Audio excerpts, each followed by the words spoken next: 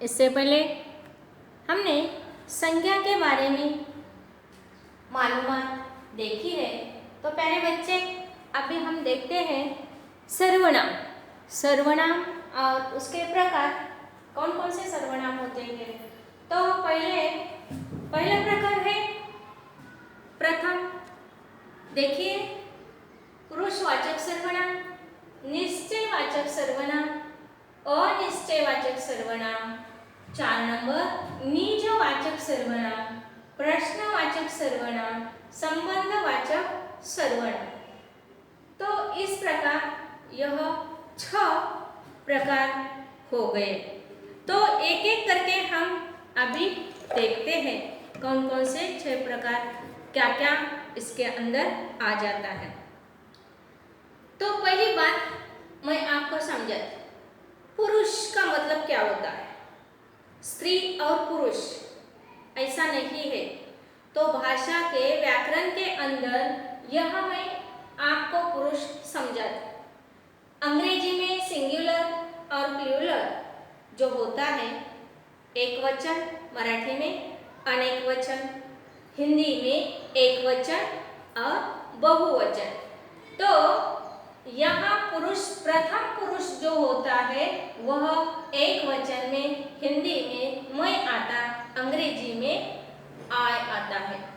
बहुवचन में हम, अंग्रेजी में we आता है।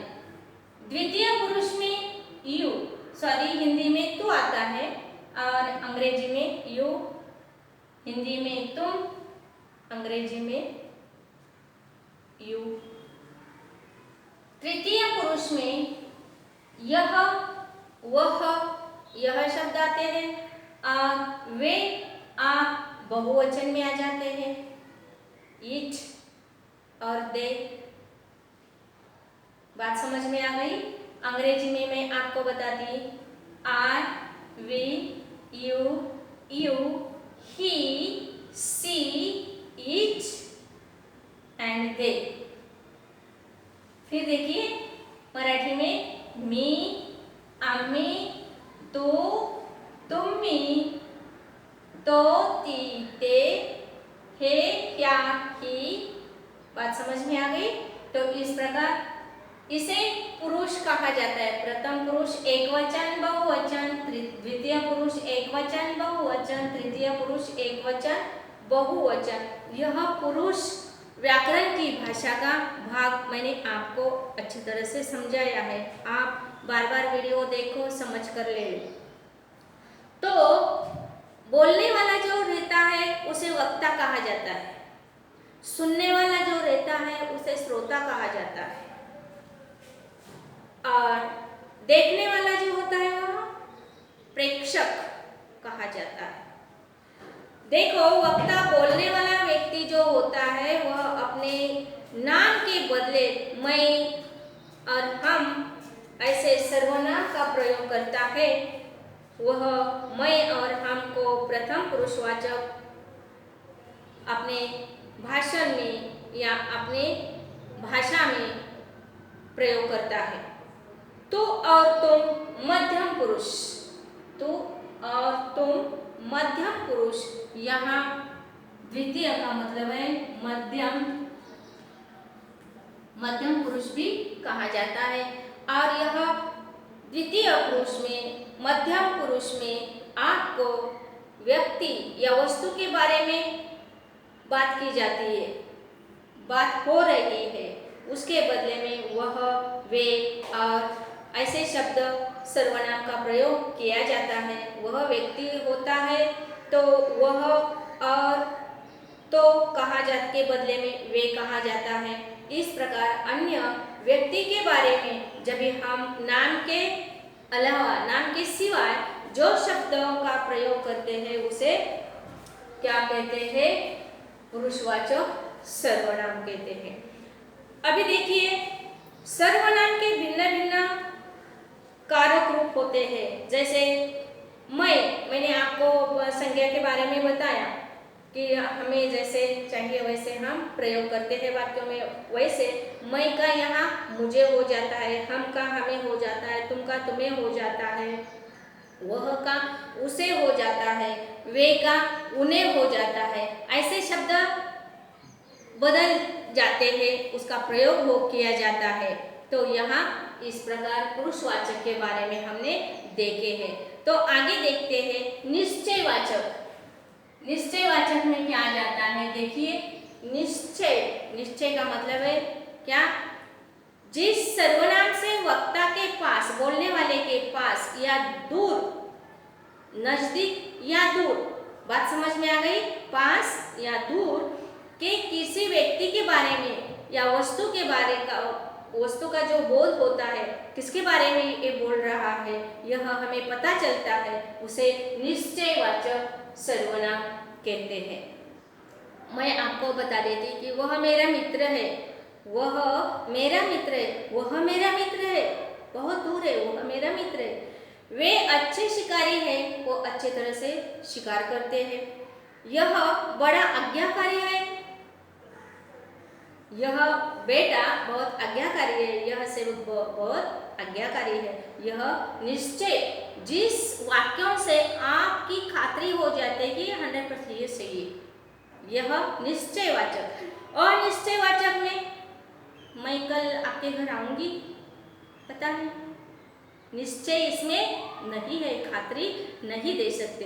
तो अनिश्चयवाचक सर्वनाम के बारे में आपको मैं बताती कि निश्चय और निश्चयवाचक किसे कहा जाता है, जिस सर्वनाम से किसी व्यक्ति, निश्चित व्यक्ति या वस्तु का बोध न हो सकता है। अनिश्चय, उसे गारंटी नहीं है, उसे अनिश्चयवाचक सर्वनाम कहते हैं। तुम्हें कोई बुला रहा है, कौन बुलाता है पता नहीं है। किसी ने मेरी पुस्तक चुरा ली, पता नहीं किसने चुरा ली। आपको देने का है तो दे दो, है तो नहीं, पता नहीं। इस प्रकार। और निजवाचक सर्वनाम, यह निजवाचक सर्वनाम के बारे में, निज का मतलब है नजदीकी, जो सर्वनाम वाक्य में अपने ठीक पहले आई हुई संज्ञा या सर्वनाम के साथ उसकी निजता प्रकट करने के लिए आए, उसे निजवाचक सर्वनाम कहते हैं। निज का मतलब है नजदीकी,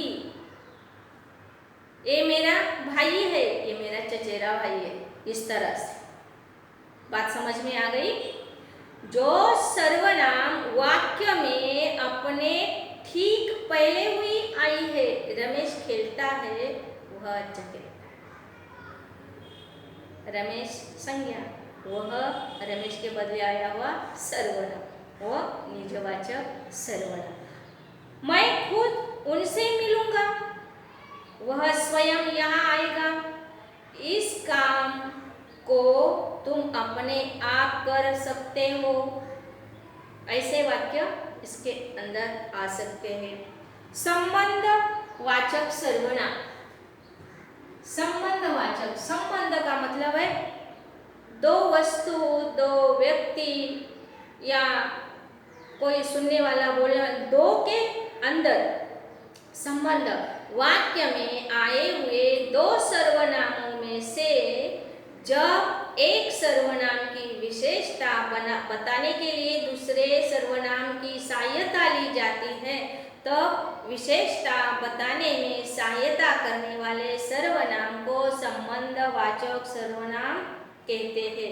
यह हो गई परिभाषा। तो मैं आपको उदाहरण दे देती।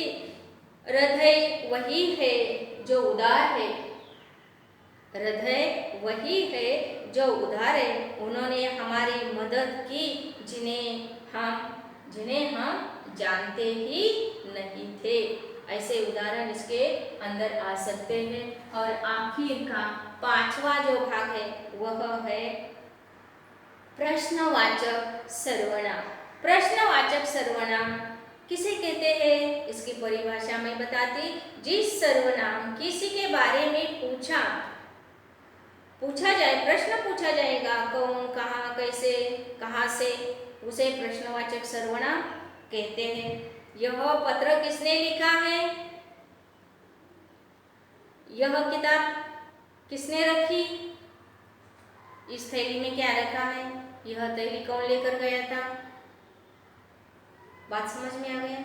इस तरह से क्वेश्चन मार्क, प्रश्न क्वेश्चन मार्क।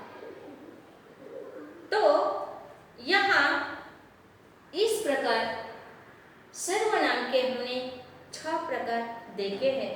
तो प्यारे बच्चे, आप इस तरह से समझ कर लीजिए। इसके अंदर आप और वाक्य खुद तैयार करके लिखिए। हर एक के 4 वाक्य लिखे तो यह भाग आपका पूरा क्लियर हो जाएगा। यह सब मैं परिभाषा के साथ आपको भेज देती हूँ, आप अपनी बयास के अंदर लिख सकते हैं।